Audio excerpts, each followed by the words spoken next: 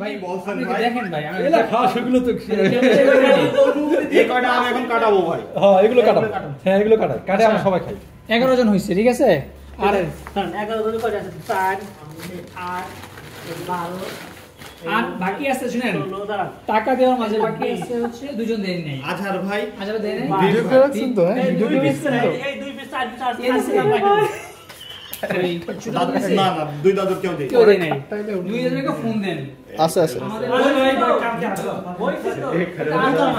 ভাই না হয় এখান থেকে আমরা দুইটা আম কম খাবো, এত পেরানো আর কি আছে?